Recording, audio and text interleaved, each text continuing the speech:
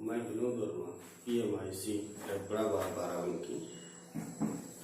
और मैं आज आप लोगों का वी कुमार केमिस्ट्री क्लासरूम में स्वागत करता हूँ। आज 11th क्लास के लिए सम बेसिक कॉन्सेप्ट चैप्टर में आज मेरा टॉपिक है स्ट्रेंथ ऑफ सॉल्यूशन, यानी विलयन की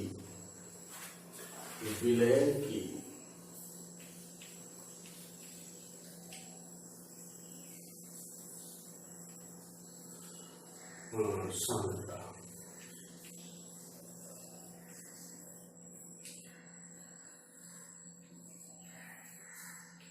देखिए, स्ट्रेंथ की जहां तक बात है, सांद्रता की बात जैसे कहते थे, ये डाइल्यूट सॉल्यूशन है, ये कंसंट्रेटेड है, ये तरल है, ये सांद्र है, या हम ये कह देते हैं कि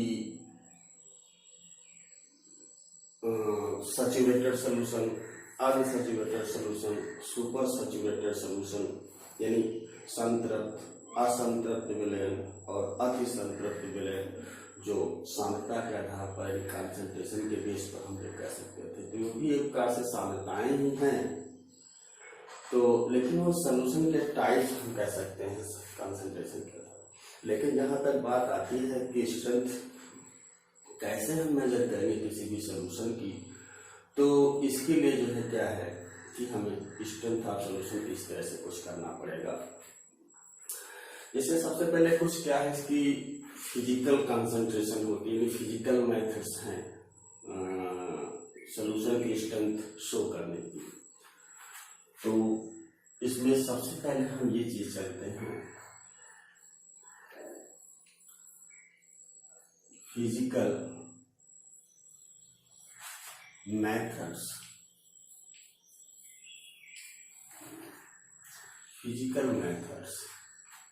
to express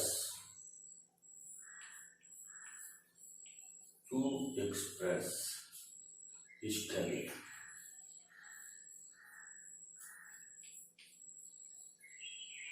of solution।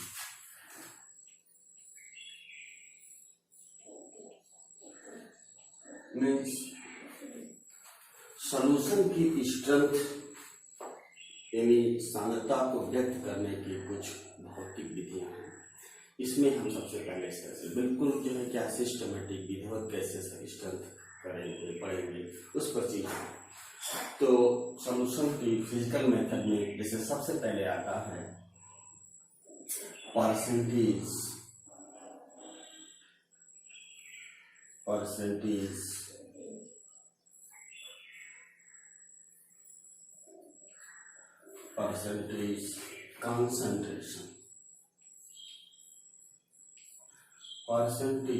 concentration मतलब ये है, यानी प्रतिशत सांद्रता जिसको बोलते हैं, प्रतिशत सांद्रता। यानी सॉल्यूशन की परसेंटेज कंसंट्रेशन में हम इसको पढ़ना है। जैसे क्या होता है कि 100 ग्राम सॉल्यूशन में सॉल्यूट की कितनी मात्रा है, या 100 ml सॉल्यूशन में सॉल्यूट की कितनी मात्रा है। तो ये चीज है परसेंटेज, जैसे कहते हैं 6% यूरिया, 10% ग्लूकोज। तो ये जो इस तरह से जो स्ट्रेंथ होती है उसको हम परसेंटेज कंसंट्रेशन या इस तरह करते हैं। अब इसमें देखिए क्या होता है कि percentage by wait, percentage by volume, इस तरह से भी कर सकते हैं। तो इसमें सबसे पहले फिर देखिए क्या कर सकते हैं कि वेट टू वेट परसेंटेज,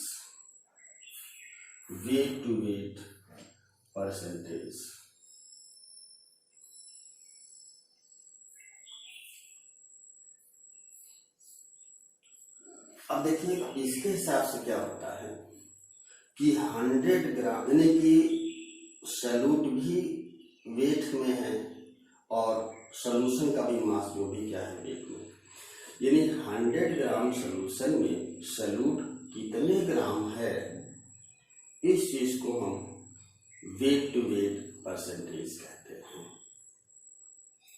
यानी mass of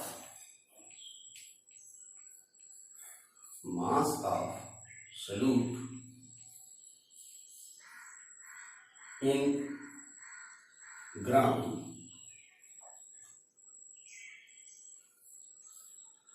in 100 gram of solution is called weight to weight percentage. यानी सलूट यानी जो चीज डिजाइन किया गया है वो उसका मास वो भी ग्राम में, जो कि 100 ग्राम सोल्यूशन में हो, वही चीज उसकी क्या है, वेट टू वेट परसेंटेज कहलाती है। तो परसेंटेज वेट टू वेट, अगर हम इसको निकालना है तो हम ये फार्मूला लगाएंगे कि मास ऑफ सलूट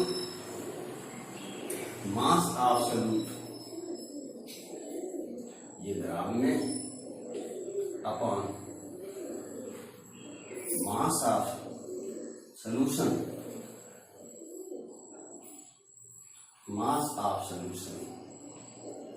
और ये भी ग्राम में और इनटू 100। तो ये फॉर्मूला हम इस तरह से क्या है यूज कर सकते हैं, percentage by weight to weight, यानी भार प्रतिशत सांद्रता जिसको हम कह सकते हैं, इस तरह से निकाल सकते हैं। विलेय पदार्थ में सॉल्यूट कितना घुला है किसी सॉल्यूशन में,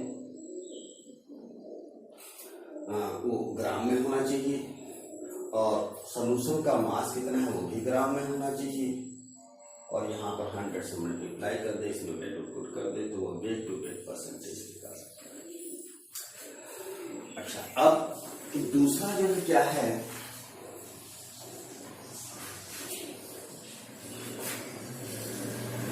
वेट टू वॉल्यूम परसेंटेज। ये देखिए, इसका मतलब है कि अब ये जो W यानी कि जो मास है, वेट है सॉल्यूट का, वो 100 ml सोल्यूशन में कितना, यानी ये वॉल्यूम है और ये वेट है। तो इसके हिसाब से अगर हम इसकी डेफिनेशन बनाएं तो mass of solute in grams in 100 gram of solution के बजाय 100 ml ऑफ सोल्यूशन हो जाएगा। ml मतलब मिलीलीटर।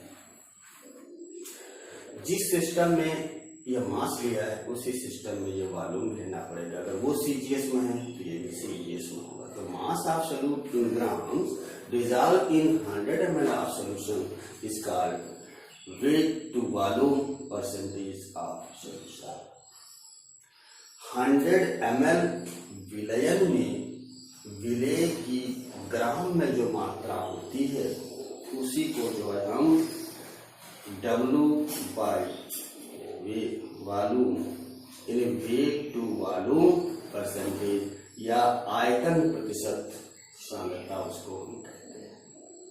तो इसके लिए जो है क्या है कि यहाँ अगर हमको फॉर्मूला देखिए चेंज करना होगा तो यहाँ ये वॉल्यूम कर देंगे, यानी वेट टू वॉल्यूम परसेंटेज। इसमें वेट है, नीचे जो है मास ऑफ सॉल्यूशन है, तो यहाँ पर हम वॉल्यूम ऑफ सॉल्यूशन कर देंगे, यानी आयतन है, और ये ग्राम के बजाय ml, ये फॉर्मूला इस्तेमाल करेंगे।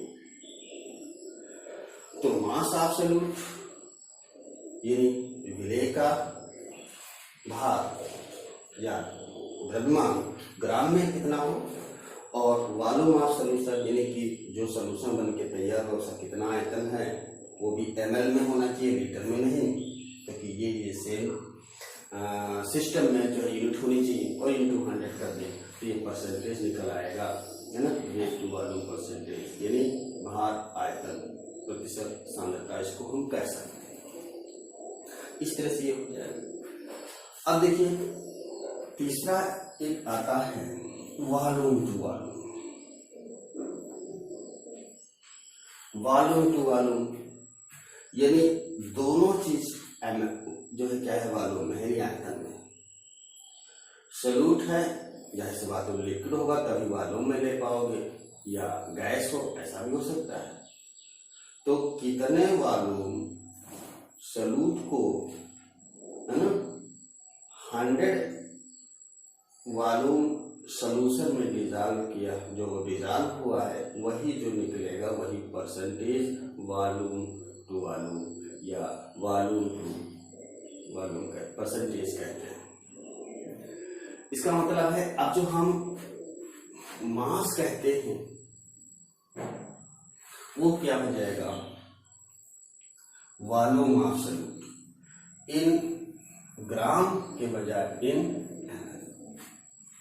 100 ml ऑफ सॉल्यूशन। अब देखिए volume to volume percentage of solution can be defined as volume of solute in ml which is dissolved in 100 ml of solution is called volume to volume percentage of that solution।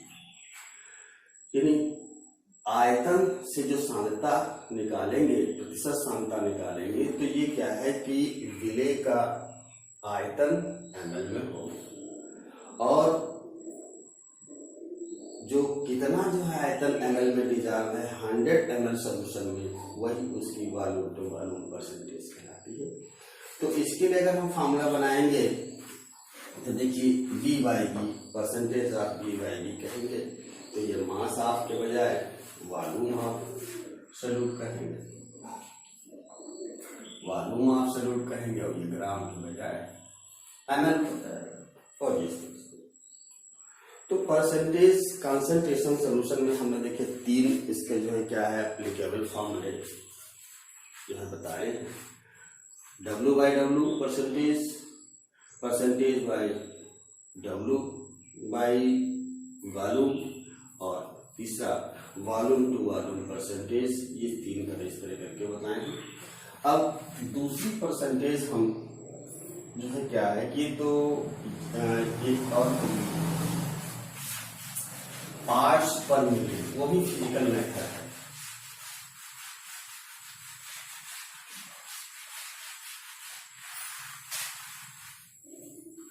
वो भी physical methods है, PPM concentration, ppm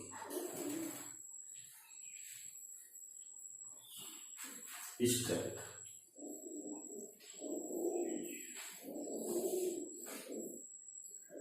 यानी parts per million.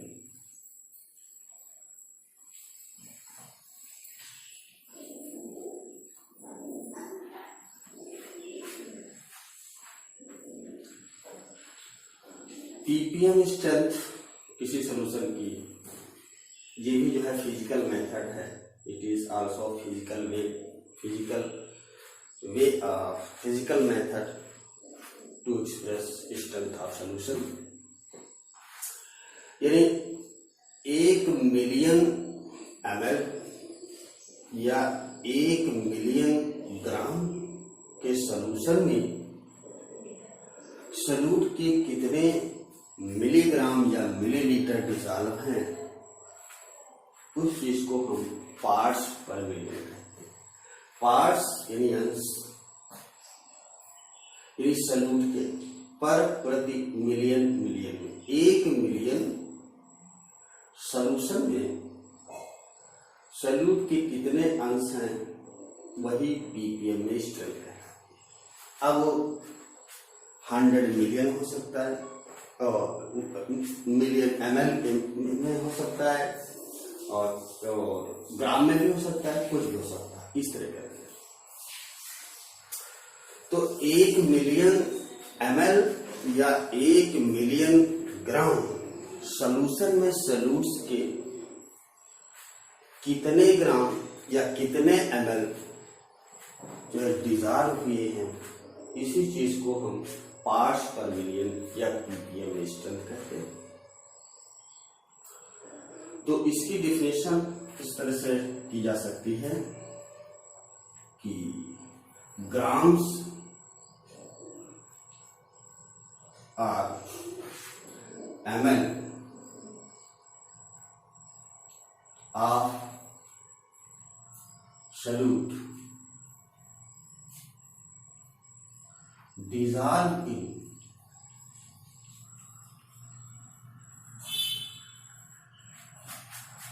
1,000,000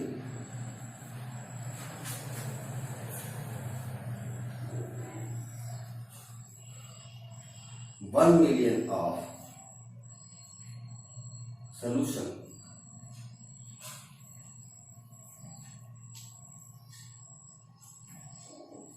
is called parts per million strength of solution. इस तरीके से तो जो PPA में स्ट्रेंथ है इसके लिए फॉर्मूला हम क्या बना सकते हैं?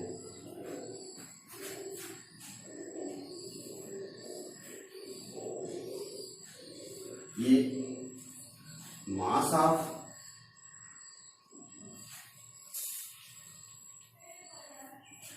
सॉल्यूट, ये ग्राम में,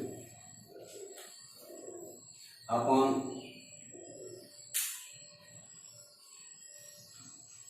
volume of solution, volume of solution अगर हम इसको ml कर लें और इंटू 10⁶ हो जाएगा इन मिलियन। इस हिसाब से यहाँ वॉल्यूम ऑफ सॉल्यूट भी ले सकते हैं, ml ये भी हो सकता है, यहाँ मास ऑफ सॉल्यूशन ये भी हो सकता है, दोनों फॉर्मूले हो सकते हैं। तो इसके 3 फॉर्मूले बनाए जा सकते हैं।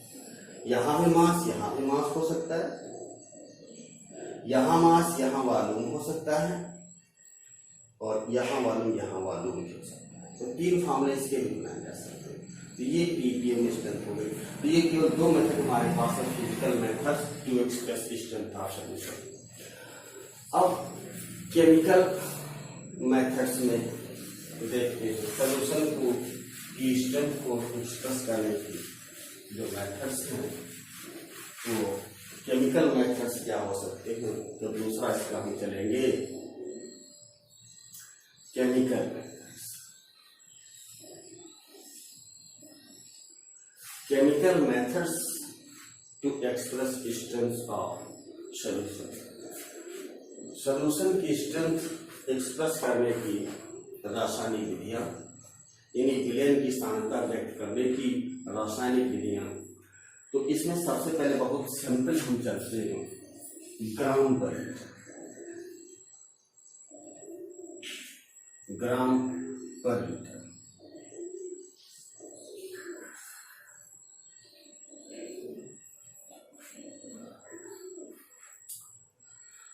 बहुत सिंपल है। 1 लीटर के सॉल्यूशन में सॉल्यूट के कितने ग्राम मिसाल है? Number of grams, number of grams of solute dissolved in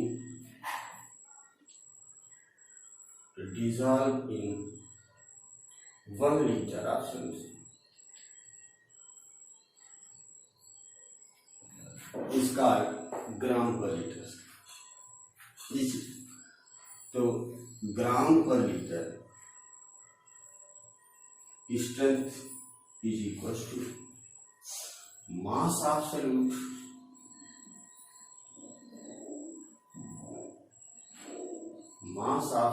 in grams upon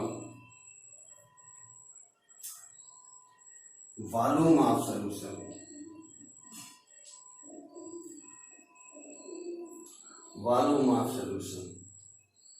और ये लीटर में होगा। अगर लीटर नहीं है तो इसको लीटर में करो। अगर यहाँ ml में होता है तो इंटू 1000 करना पड़ेगा, लीटर में कन्वर्ट करना पड़ेगा। तो ये ग्राम पर लीटर स्ट्रेंथ हो गई। अच्छा, अब दूसरा मेथड है इसका स्ट्रेंथ, दूसरी स्ट्रेंथ है सॉल्यूशन की शो करने की, जैसे नॉर्मेलिटी।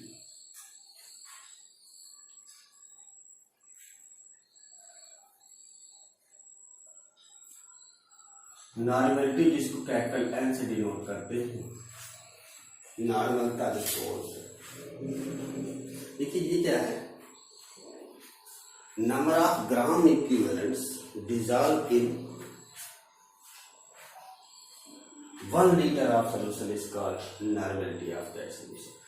किसी भी विलेन के 1 लीटर आयतन में उपस्थित विलेय के ग्राम तुल्यांकों की संख्या है ना, को हम विलेन की नॉर्मलता कहते हैं। तो इसमें जो है क्या है कि number of gram equivalent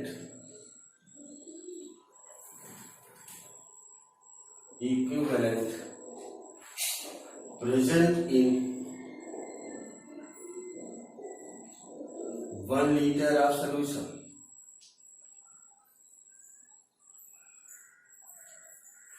is called normality of that solution. यानी किसी भी विलेन के 1 लीटर विलेन आयतन में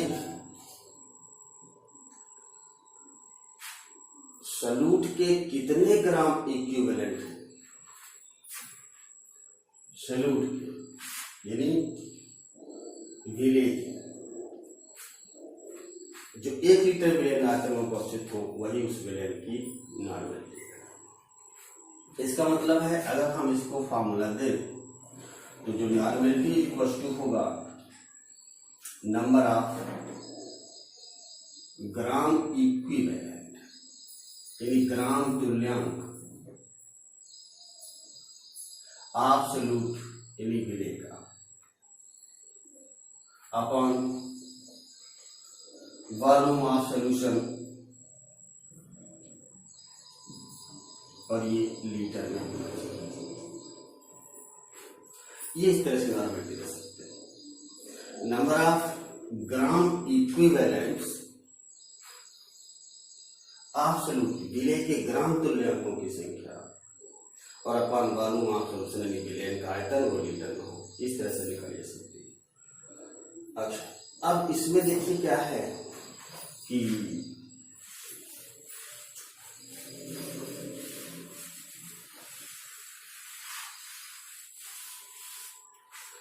ग्राम इक्विवेलेंट्स को कैसे हम कह सकते हैं, जो नॉर्मलिटी ग्राम इक्विवेलेंट्स, इसको मास को इक्विवेलेंट वेट से डिवाइड कर दीजिए तो ग्राम इक्विवेलेंट्स निकल आता है। इसका मतलब है कि mass of solute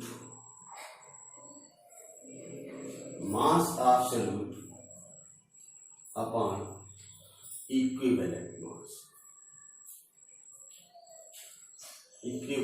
mass of solute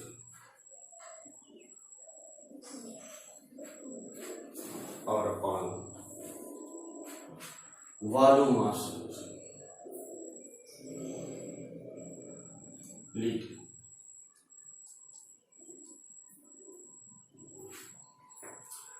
यदि ग्राम इक्विवेलेंट सॉल्यूट का निकालना है, विलेय का ग्राम तुल्यांक निकालना है, तो सॉल्यूट के मास को इक्विवेलेंट मास से यानी तुल्यांकी द्रव्यमान से या तुल्यांक द्रव्यमान से अगर भाग कर दिया जाए, डिवाइड कर दिया जाए, तो ग्राम इक्विवेलेंट यानी ग्राम तुल्यांक निकल सकते हैं। तो इस हिसाब से अगर इसको हम फॉर्मुलाइज करें तो नॉर्मलिटी मास ऑफ सॉल्यूट को W से लिखेंगे, इक्विवेलेंट मास को E से लिखेंगे और वॉल्यूम को V से लिखेंगे। हम इसको इस तरह भी कह सकते हैं कि normality is equal to W upon E into V। ये फॉर्मूला इस्तेमाल कर सकते हैं। अब इसमें देखिए क्या है, वह W मास ऑफ सॉल्यूट यानी विलेय का भार है, E इक्विवेलेंट मास है, इक्विवेलेंट मास है यानी तुल्यांकी द्रव्यमान है सॉल्यूट का यानी विलेय का, और सबसे लास्ट में भी क्या है, वॉल्यूम है ऑफ सॉल्यूशन यानी विलयन का आयतन है, और वो चीज लीटर में वो होना चाहिए। ये चीज ये लीटर में ही होना चाहिए। अगर लीटर में ये है ml में, तो उसको 1000 से डिवाइड करके पहले लीटर में कन्वर्ट कर लीजिए, नहीं तो इसके जहाँ इंटू 1000 यहाँ कर लीजिए, सिर्फ आप कर सकते हैं। तो ये इस तरह का कैसे। अब इसमें जहां तक बात आती है कि इक्विवेलेंट मास या वेट ई कैसे निकालोगे किसी भी सॉल्यूट का,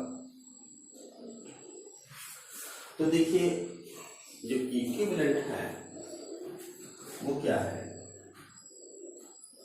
इसका मॉलिक्यूलर मास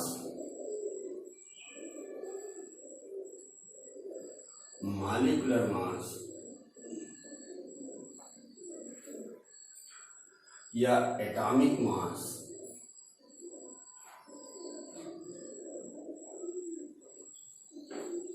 को डिवाइड कर दो स्मॉल एन से।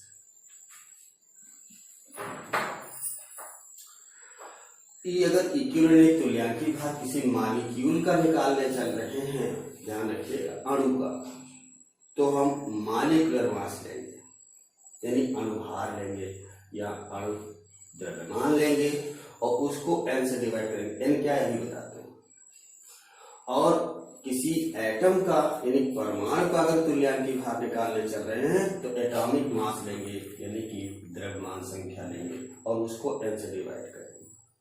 अब इसमें n क्या है, ये एसिडिटी हो सकती है ऑफ बेस या बेसिसिटी हो सकती है ऑफ एसिड या वैलेंसी हो सकती है ऑफ एन आयन।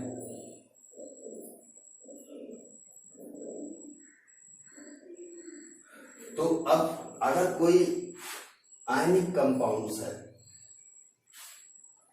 तो उसमें किसी एक आयन की एनी आयन किसी एक आयन की वैलेंसी हो सकती है। ये n 3 चीजें हो सकती है।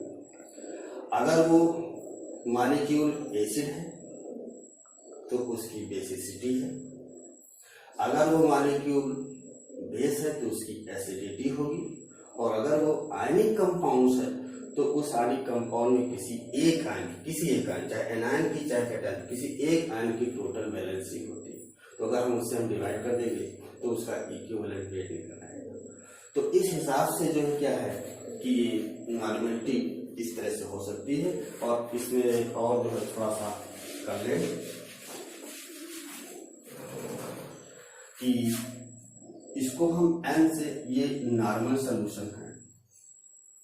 नॉर्मल सॉल्यूशन क्या है, यानी जिसकी नॉर्मेलिटी 1 हो, जिसकी नॉर्मेलिटी 1 हो उसको हम नॉर्मल सॉल्यूशन कहते हैं। ये चीज ध्यान रखना है। तो इस हिसाब से अगर n लिखा है तो क्या होगा n/2, तो क्या होगा n/10 लिखा है तो इस तरह से क्या होगा। n का मतलब है अगर कहीं लिखा है तो उसका सॉल्यूशन का मतलब है वो नॉर्मल सॉल्यूशन है। नॉर्मल सॉल्यूशन, नॉर्मल मतलब हिंदी लिटरेचर में समझिएगा कि सामान्य में नॉर्मल का जिसकी 1 हो यानी नॉर्मेलिटी 1 हो वो नॉर्मल सॉल्यूशन। इसका मतलब ये है। n/2 का मतलब है वो सेमी नॉर्मल है।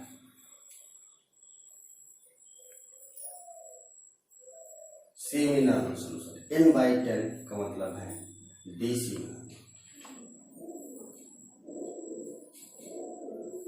ये इस तरह का।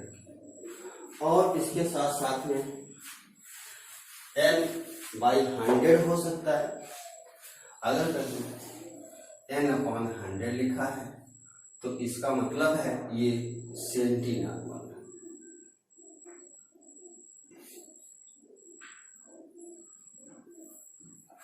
और इसी तरह से लास्ट n/1000 अगर लिखा है तो इसका मतलब है मिलीग्राम। देखिए इस तरीके से सिंबल कभी कभी ये न्यूमेरिकल में जो है क्या सेमी नॉर्मल लिख दिया गया, डेसी नॉर्मल कर दिया गया, नॉर्मल सोल्यूशन कर दिया, सेंटी नॉर्मल या मिली नॉर्मल कर दिया, तो उसकी नॉर्मलिटी कितनी लेंगे उसके लिए मैं बता रहा हूँ कि अगर नॉर्मल लिखा है इसका मतलब है कि नॉर्मलिटी 1, सेमी नॉर्मल लिखा है इसका मतलब 10/2, डेसी नॉर्मल लिखा हुआ तो 1/10 है, इसमें यहाँ पर लेंगे। अगर सेंटी नॉर्मल है उसी तरह से तो 1/100 एंड लाइकवाइज मिली नॉर्मल अगर लिखा है तो 1/1000 उसकी नॉर्मलिटी लेंगे। तो ये इस तरह से हमने यहाँ तक बताया। फिर कभी आगे कुछ सिस्टम केमिकल मेथड्स की उसको भी बताएंगे।